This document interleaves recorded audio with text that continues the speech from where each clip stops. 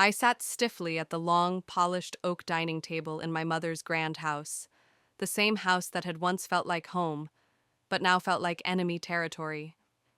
Around me, the people I had grown up loving, or at least trying to love, lounged comfortably in their familiar places. Crystal glasses clinked softly as conversations overlapped their laughter, floating through the air like expensive perfume. They looked so at ease, so sure of themselves, like actors in a play where the script had already been written. Everyone fit perfectly into their role. Everyone except me. When my mother, Margaret Carter, stood and gracefully lifted her glass, my heart dared to hope. Maybe this time she would say something kind. Something that would remind me I was still one of them, still a Carter by more than just name. My fingers curled around the stem of my wineglass, bracing for impact, though I hoped for warmth. But instead, with a smile so saccharine it could rot teeth, she made a small, dismissive gesture with her hand and said, "We've come to the decision that Claire will no longer be included in the will." The words struck with the precision of a sniper shot. For a breathless moment, the world tilted. Across the table, my brother Andrew Andy, to everyone but strangers, threw his head back and let out a booming, self-satisfied laugh. His wife Brooke gave him a look of gleaming admiration, as if they'd just clinched some glorious victory. My father Charles didn't look up. His eyes remained glued to his plate, as if the fine china might offer him an escape. Even my grandfather, the ever-stern Henry Carter Sr., gave a deliberate approving nod like a judge stamping a final verdict. Then, as if choreographed, they all raised their glasses in unison. A toast to my erasure, to my irrelevance. My fingers felt like lead as I tried to mimic their motion, my glass hovering an inch off the table, trembling. I could feel the sharp sting of tears threatening to betray me, but I blinked them back with a force that made my eyes ache. I would not give them that satisfaction. The humiliation was suffocating, thickening the air around me, until I thought it couldn't possibly get worse. That's when the front door creaked open. Every head turned a collective flick of necks as Thomas Reynolds, the family lawyer, stepped into the dining room, a thick, leather-bound folder tucked under one arm. He didn't offer the usual pleasantries, not even a smile. His eyes skipped past the smug faces of my family and landed squarely on me. "Actually," he said, his voice slicing through the tension, "Claire is the only one who's receiving anything." For a moment, the room seemed to forget how to breathe. Silence fell with a weight that made the chandelier above us feel like it might crash down. My pulse thundered in my ears so loud it nearly drowned out his words. The very fabric of my so-called family unraveled before me thread by golden thread. It had been one of those crisp autumn evenings that made the air smell faintly of wood smoke and nostalgia. The sun had slipped beneath the horizon by the time I parked outside my parents' estate. The house, a sprawling stone and brick monument to appearances, stood as polished and intimidating as ever. It was the kind of place that existed more for show than for warmth, the kind of home meant to be admired from the outside, not lived in. I sat in my car for a few long moments, hands white-knuckling the steering wheel, breathing in and out, as if I could summon courage through sheer oxygen intake. I hadn't been back in months. Years of tension had simmered between us, boiling over in sharp comments and silent treatments. Yet tonight, a small foolish part of me clung to the hope that this dinner invitation meant things were mending. Stepping inside, I was greeted by the familiar scent of roasted turkey and freshly baked bread, a sensory trap designed to evoke memories of happier holidays. For a fleeting second, I allowed myself to believe the illusion. Maybe I was walking into a family gathering where I was wanted. At the dining room entrance stood my mother, Margaret Carter, every inch the poised matriarch. Her silver hair was styled to perfection, her pearl necklace gleaming like armor against the high neckline of her designer black dress. She leaned in, pressing a kiss against my cheek that barely grazed my skin, more obligation than affection. "Claire," she said, her tone sweet but hollow, "so glad you could make time for us." I smiled the way you do when there's no other option, murmuring a polite greeting even as my stomach knotted. My father Charles looked up from his seat at the head of the table, offering me a weary, almost apologetic smile. He had always been more shadow than substance, a man who followed my mother's lead without question. At his side, my brother Andy sat smug in his tailored suit, looking like he belonged in a corporate boardroom, even at a family dinner. His wife Brooke was perched beside him, effortlessly glamorous, with her glossy brunette hair cascading over her shoulder, her manicured hand wrapped possessively around Andy's arm. At the far end of the table was Henry Carter Sr., the patriarch whose idea of strength was measured by how thoroughly he could dismiss the emotions of others. His eyes flicked over me sharp and cold before settling back on his bourbon glass. I took my usual seat at the far end, the outlier's spot, the seat you gave to the spare part. Dinner unfolded with a practiced rhythm, the conversation safely orbiting around business triumphs, vacation home investments, and superficial accolades. Andy took center stage boasting about his latest promotion, while Brooke chimed in with tales of the new yacht they were considering. My mother's face radiated pride at every word from them, her expressions carefully crafted for an audience. When the attention turned to me, it was like a flick of a switch, polite perfunctory clipped. "How's the teaching going, Claire?" My mother asked, her tone so neutral it stung more than any outright insult. Before I could respond, Brooke swooped in with a chirpy anecdote about enrolling their children in an exclusive private academy. The message was clear. My life was quaint, unremarkable, a nice little footnote before the conversation could return to more important matters. I smiled through it all. I had learned to wear that smile like a shield, the one that said I'm fine, even when every word chipped away at me. Beneath the practiced facade, a familiar ache blossomed in my chest. No matter how often I told myself I didn't care, a small, stubborn part of me still wanted to belong, still wanted to be seen. As dinner plates were cleared and wine glasses refilled, my mother rose with an air of rehearsed importance. She tapped her fork lightly against her crystal glass, silencing the room with practiced ease. She stood there basking in the quiet attention, smiling as if she were about to announce a charitable donation at a gala. "I have an important announcement to make," she began, her voice smooth as velvet. I straightened in my seat, a breath caught somewhere between hope and dread. Maybe this was it. Maybe tonight, for once, I'd hear something from her that sounded like pride. Perhaps it was foolish. No, it was definitely foolish. But in that fragile moment, with the clink of glass still echoing in the cavernous dining room, I allowed myself a sliver of hope. Maybe the chasm carved by years of silence and sidelong glances could be bridged tonight, mended with a few carefully chosen words from my mother. My heart pounded an erratic rhythm against my ribs, every thud a plea for belonging. Around me, faces turned toward Margaret Carter with rapt attention. Even Andy, perpetually smug in his perceived superiority, seemed momentarily curious, his self-satisfied smirk softening into intrigue.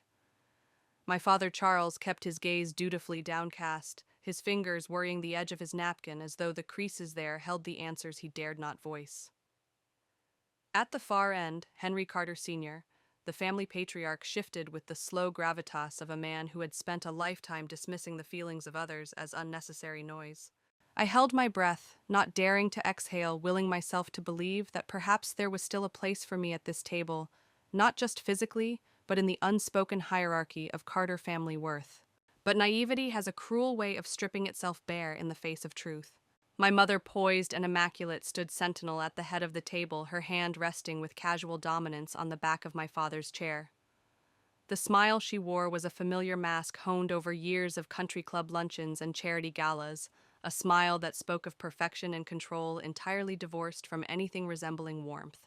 "I want to thank you all for being here tonight," she began, her voice a smooth, practiced melody that glided effortlessly through the tense air. "This family, as you know, means everything to us. Charles and I have been giving serious thought to our legacy, to the future of what we've built together."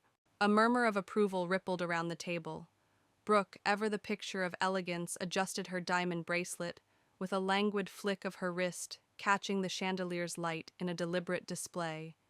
Andy leaned back in his chair, arms crossed, his posture radiating the smug assurance of someone who already knew the outcome. I sat perfectly still, though, under the pristine linen of the tablecloth. My hands trembled. My mother continued, her voice laced with saccharine civility, each word carefully calibrated to slice without leaving visible wounds. "We've made some difficult decisions regarding the estate," she said, pausing for effect, lifting her wineglass with the grace of a seasoned actress. "Decisions that reflect the values and priorities of our family. It is only right to reward those who have continued to honor the Carter legacy, those who have made us proud." A tightening in my stomach coiled like a serpent. The subtext was a sledgehammer wrapped in silk. And then she said it, without flinching, without the faintest tremor of guilt. With that in mind, we've decided that Claire will no longer be included in the will. For a heartbeat, her words hung in the air, weightless, almost whimsical, before they descended like lead, suffocating and inescapable. I blinked once, twice, as if my vision had betrayed me. But no, the smug tilt of Andy's grin confirmed I had heard correctly. Brooke's lips curled into a victorious smirk, her eyes gleaming with satisfaction. Finally, Andy muttered, not bothering to mask his glee, his words slicing through the stunned silence like a scalpel. My father said nothing. His silence was a familiar betrayal, the kind that no longer shocked but still managed to wound. He reached for his wine, the tremor in his hand betraying what his voice refused to acknowledge. Henry Carter Sr. offered a curt nod of approval, a judge sealing the family's verdict. Brooke raised her glass, her tone artificially bright as if announcing a toast at a garden party. Family, she chimed, and one by one they followed, glasses raised high in a grotesque parody of celebration. I remained motionless, my own glass untouched, anchored to the table, as if by iron chains. My lungs refused to cooperate every breath, a struggle against the rising tide of humiliation. It wasn't merely the act of being disowned, it was the ease with which they did it, the clinical efficiency of erasing me, as if rearranging the dining room furniture. Brooke leaned in, her smile sharpened to a blade. No hard feelings, right, Claire? She cooed, the venom in her voice disguised beneath a honeyed lilt. I opened my mouth, but no words emerged. My throat constricted as though the weight of years spent seeking their approval had finally suffocated my ability to respond. So I nodded, a small mechanical gesture, a white flag raised in self-preservation. Inside, however, something cracked. I thought of the years I had spent in pursuit of their elusive affection, the long hours at the school tutoring students who had been left behind, the weekends volunteering at shelters while they attended galas and rubbed elbows with people who spoke in stock portfolios. I had chosen a path of purpose, of quiet impact, and for that, in their eyes, I was disposable. Their conversation resumed with startling ease, shifting to vacation plans, expansion of businesses, and other matters that existed firmly outside the world I inhabited. I sat at the periphery, not quite invisible, but acknowledged only in the way one might acknowledge a chipped plate noticed, but not worthy of comment. The pain was there, persistent and sharp, but beneath it a slow ember of something far more potent began to glow. Not rage, not yet, but resolve, a quiet, smoldering defiance. They would not break me. I folded my napkin deliberately, the soft fabric whispering against my palms as I wiped away the faint sheen of sweat. My chin lifted not with arrogance, but with the dignity of someone who had nothing left to lose. If they wanted me gone from their carefully curated world, so be it. But I would not leave bowed. I would not offer them the spectacle of my defeat. I thought the worst had passed, that the rejection had reached its cruel crescendo. But fate, it seemed, had orchestrated one final movement. The conversation buzzed on a swarm of meaningless words filling the void, but to me, it was white noise. I sat in a bubble of cold clarity, shrinking smaller with every passing second. Yet somewhere beneath the numbness, something hardened the brittle crystallization of acceptance. I had spent a lifetime contorting myself to fit their expectations, measuring my worth by the yardstick of their shallow successes. Tonight, at last, the truth was unignorable. No matter what I achieved, I would never be enough for them. And that realization, though devastating, was oddly liberating. I pressed my trembling hands into my lap, focusing on the slow, deliberate cadence of my breath, the same grounding technique I'd used countless times in front of restless classrooms. I would not crumble, not here, not in front of them. Their world was closing ranks, sealing itself against me. Fine. Let them. I had no desire to remain in a space where love was rationed like a privilege doled out in exchange for compliance. As my gaze swept around the table, I really saw them under the stark, unforgiving light of reality. Margaret, with her cold precision masquerading as grace. Charles complicit in his silence, a man who had bartered his voice for peace. Andy, reveling in my pain as though it validated his own fragile ego. Brooke, clinging to the illusion of superiority with every sip of her wine. At the far end of the table, Henry Carter Sr. sat grizzled and unmoved, as if the legacy he had so mercilessly guarded was not at this very moment being weaponized against his own blood. His indifference was not surprising. It was, after all, the sharpest blade in his arsenal. But tonight, that apathy felt heavier, more personal. A weight pressed against my chest, a final suffocating acknowledgement I deserved better than this. And yet, even as my pride threatened to fracture beneath their collective dismissal, I refused to become smaller to suit their narrow vision of me. I would not shrink. I would not beg. Not for their approval, not for their scraps. Deliberately, with the kind of composure that costs you years of your life to learn, I straightened my back. My fingers moved with practiced grace, folding my linen napkin into a precise rectangle, placing it gently upon the gleaming mahogany table. A part of me yearned to stand to rise with the dignity they sought to strip from me, to walk out into the cool night air, without offering them another breath of my presence. But something rooted me there, a flicker of stubborn pride, a voice quiet but resolute that whispered, "Wait." The universe answered in that instant. A knock, sharp, echoing through the grand halls of the Carter estate like a judge's gavel. Every head turned in unison, a synchronized tilt, born not of curiosity, but of instinctual territorialism. My mother's expression soured her lips, pressing into a thin, displeased line. Interruptions were not part of her carefully choreographed evenings. Charles, ever the dutiful shadow, set down his fork with a soft clink, his shoulders sagging with the weight of a man perpetually unprepared for confrontation. From the adjoining hallway, the butler shuffled forward, a man whose tenure with the family outlived even my own sense of belonging, disappearing toward the source of the disturbance. The low murmur of conversation attempted to rekindle, forced and brittle, but was swiftly extinguished the moment Thomas Reynolds crossed the threshold. He was the Carter family's legal custodian of secrets, always impeccably dressed, his bespoke suit as crisp as his reputation. Tonight, however, there was an edge to his presence, a gravity that stilled the air as effectively as any grand announcement. Under one arm, he cradled a thick leather folder, its contents pressing the very breath from the room. "Carson, we weren't expecting you." My mother said, her voice betraying the slightest fissure in her composure, a tremor so faint it might have gone unnoticed by anyone less attuned to her every artifice. Thomas offered her a curt nod. "Apologies for the surprise, Margaret. I was instructed to deliver this personally." And then his eyes found mine. Not the dismissive glance of an outsider placating a family drama, but a steady, respectful gaze that anchored me in place. My fingers curled around the edge of the table, gripping it as though it were the last stable surface in a world poised to tilt. He approached unhurried, each step measured, deliberate. The folder thudded softly against the polished wood as he placed it beside me, his movements precise as he opened it, revealing a neatly stacked collection of documents, official seals, gleaming beneath the chandelier's glow. My office received explicit instructions from Eleanor Carter prior to her passing. He began, his tone devoid of flourish, but saturated with the weight of undeniable truth. She was very clear in her wishes. Her personal estate, entirely separate from the family trust, was to be transferred in full to her designated beneficiary upon her death. The silence thickened, palpable and suffocating, as though the very walls had drawn breath and now held it captive. "That beneficiary," he continued, his gaze sweeping across the table before returning to me, "is Claire Carter." The words detonated in the room's center, sending invisible shockwaves that cracked through the Carter family's veneer. For a heartbeat, all I could hear was the roaring in my ears, the thunderous cadence of my own heartbeat, threatening to drown out the moment. I blinked slowly, as if the world required recalibration.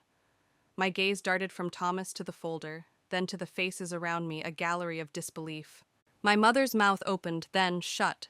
The machinery of her thoughts momentarily stalled. Charles's hand froze mid-reach toward his glass, suspended, as if trapped in amber. Andy's face drained of its habitual arrogance, replaced by something raw and unpracticed shock. Brooke's smile faltered, her eyes wide and glassy, blinking in rapid, disbelieving succession. And at the end of the table, Henry Sr. placed his bourbon down with a resounding thud, his features darkening like a storm gathering at sea. I remained motionless, though inside a tempest raged. Thomas pressed on, unaffected by the tension curling through the air.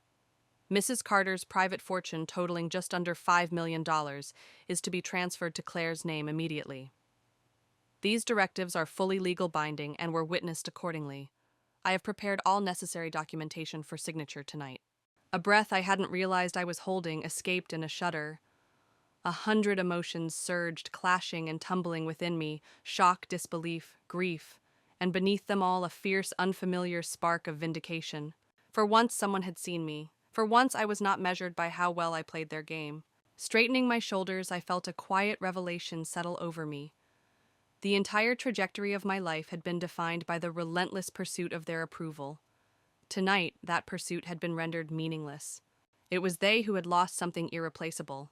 I allowed my gaze to sweep across the table, locking eyes with each of them, not with malice, but with the calm, immutable certainty of someone who no longer needed their validation. I said nothing. I didn't need to. The silence was deafening. It was Margaret who recovered, first clearing her throat as her hands busied themselves smoothing the pristine tablecloth, a desperate gesture of control. There must be some mistake, she said, the edges of her words brittle and sharp. Claire was never intended to shoulder such responsibility. She would want the family to oversee this properly. Thomas remained an unmoving pillar of professionalism. Eleanor was adamant in her instructions. She amended her personal estate planning herself. I was there. Her wishes were to leave everything directly to Claire without interference. My father made a valiant attempt to contribute, but his words disintegrated, halfway collapsing under the weight of his own cowardice. His trembling hand reached for his glass, tipping it in the process. A crimson stain of wine bloomed across the tablecloth, spreading like a wound. Andy, flushed with fury, shot to his feet, his chair scraping violently against the floor. "This is absurd," he snapped, his voice cracking with indignation. "Grandma would never cut us out. She loved us all. She loved those who treated her like family." Thomas responded evenly, the truth of it, slicing through the air with surgical precision. Her decision was based on actions, not bloodlines. Andy's venomous glare pivoted to me, his eyes narrowing, mouth curling into a sneer. "What did you do, Claire? What tricks did you pull to get her to cut us out?" Slowly, deliberately I stood. Though my heart pounded a wild rhythm beneath my ribs, my voice emerged steady even. "I loved her," I said, each syllable a quiet defiance. I listened. I visited when no one else had time. That's all I ever did. Andy looked poised to retort, but Brooke, with an urgency born of impending defeat, gripped his arm and whispered something sharp into his ear. She at least recognized a lost battle. Henry Sr. sat in silence, his gaze fixed on the amber depths of his now empty glass, the lines of his face sagging beneath the collapse of a legacy he had spent a lifetime preserving. Thomas, ever efficient, slid the folder toward me. "If you are ready, Claire, you can sign the documents. I'll ensure everything is filed tonight." I stared at the papers, dense with legal jargon, but their message resoundingly clear. For once, I had been chosen not for my compliance, not for my proximity to their expectations, but simply for who I was. With a steady hand, I lifted the pen. Each stroke of ink felt like an exorcism, a quiet reclamation of self. When I finished, Thomas nodded satisfied and began to gather his materials, the weight of his presence lifting only slightly. The silence lingered, thick and suffocating, as if the grand old dining room itself held its breath, bearing witness to the unspoken fracture that had finally split open. Slowly, deliberately, I drew in a breath, tasting the sharp edge of finality in the air. My gaze swept the table one last time, my family or the people who had once claimed that title. "You've made it perfectly clear tonight what you think of me," I said, my voice calm, smooth, yet cutting with surgical precision. "You toasted to my exclusion as if it were a victory, as if erasing me from your narrative was a cause for celebration. My absence, a prize." Their faces remained frozen, yet I could feel the weight of my words settling over them, suffocating in their truth. "But here's the thing you've never understood," I continued, pausing to let the truth breathe. "I was never the problem. I simply stopped pretending that your approval was worth chasing." I let the words linger, filling every gilded corner of that oppressive room. "I genuinely hope," I said softly yet, with a steel edge, "that everything you fought so desperately to protect brings you the happiness you've never seemed able to find." My mother's lips parted, a retort poised on her tongue, but I raised a hand, a subtle yet absolute gesture of dismissal. "No, Margaret, you've said enough already." And with that I stood. Each step away from the table felt like shedding a layer of suffocating skin. The air grew lighter with every movement, the weight of their expectations falling away in quiet, invisible sloughs. I didn't glance back. Not once. The click of my heels against the marble floor echoed louder than any final word I could have spoken. Outside, the night greeted me like an old friend. The crisp autumn air kissed my cheeks, bracing and pure. Above me, the sky sprawled in a vast indigo canvas littered with cold, bright stars that seemed to whisper of something larger, something freer. The heavy oak door slammed shut behind me, severing the last thread that tethered me to that world of conditions and performance. I walked the long, gravel-strewn driveway with a newfound ease, each step a quiet defiance. I had arrived at this place yearning for acceptance, for some sliver of recognition. But what I was leaving with my freedom, my future, was infinitely more valuable. For so long, I had believed that love was earned through contortion, through shrinking to fit into molds carved by others. Tonight I understood with a clarity that sliced through years of doubt, the love I sought would never come from those who only valued me when I mirrored their ideals. The life ahead of me was uncharted, but for the first time it was undeniably mine. Reaching my car, I allowed a smile to bloom. Not the brittle, rehearsed smile I had so often worn in their presence, but a genuine, bone-deep smile that warmed even the cold edges of my being. Tonight had been scripted as my defeat. Yet somehow, it had become my rebirth. The engine purred to life, a comforting grounding sound as I eased out of the estate. In my rearview mirror, the grand Carter house shrank into a mere architectural shell, its grand windows glowing warmly against the night, but no longer offering the illusion of home. What had once symbolized belonging was now nothing more than a monument to a life I had outgrown. I drove without a destination, letting the city lights smear into blurred streaks of color, my hands trembling not from fear, but from the adrenaline still racing through my veins.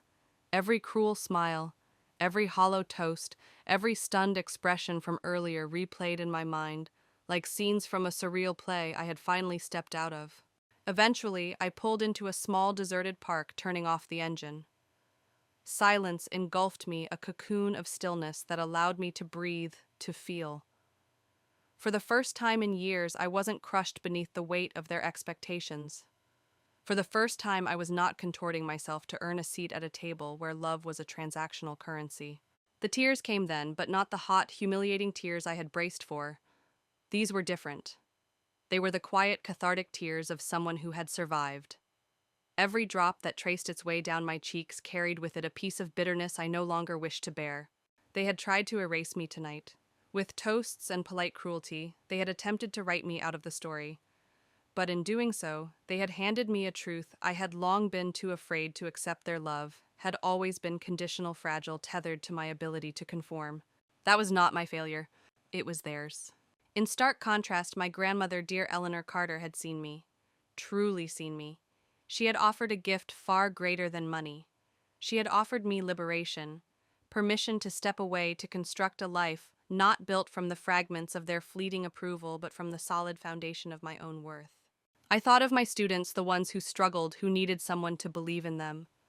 I thought of the countless hours spent after school of papers, graded late into the night, of quiet victories that no yacht or stock portfolio could ever quantify. I thought of the life I had quietly built, rich with purpose, unseen by those too blinded by their own reflections. Their world had rejected me, and yet I had found something they never would: authenticity, connection, meaning. Wiping my face, I tilted my gaze upwards. The stars, distant and unwavering, shimmered with a steadiness that felt like a quiet promise. They had been there all along, whether I looked up or not. Tonight I had chosen to look up. I no longer needed their inheritance to validate my existence. But I would honor my grandmother's gift. I would clear my debts. I would see places the Carters had deemed frivolous. I would build that nonprofit they had always mocked, pouring into others the belief I had so long craved myself. They could keep their hollow victories, their endless games of image and status. I had claimed the only prize that mattered: myself. The night wrapped around me like a balm, and in that stillness I made a quiet vow. Never again would I measure my worth against the yardsticks of people who only loved the versions of me they could mold. Never again would I sit at tables where my presence was tolerated, but not cherished. Family, I had come to learn, was not forged in blood alone. It was built in acts of love, of respect, of choosing to show up without conditions. I would build my own table, wide, welcoming, and full of seats for those who knew how to love without keeping score. The engine hummed to life once more, its soft rumble vibrating beneath me like the first heartbeat of a new chapter. The road stretched ahead, vast and inviting. This was never the ending they had written for me. It was the prologue to the life I was always meant to live. And if anyone watching this has ever felt like they didn't belong, like they weren't enough unless they twisted themselves into shapes for others' comfort, hear me now. Your worth has never depended on someone else's approval. It never will. You deserve a life that makes you proud. You deserve love that isn't laced with conditions. Even if no one claps for you, especially then. If my story resonated with you, take a moment to like this video, share it with someone who might need to hear it, and tell me your story in the comments. I promise I'll read every single one. And if you want to hear more stories of finding yourself after being told you didn't belong, hit subscribe. There's so much more ahead. Thank you for being here.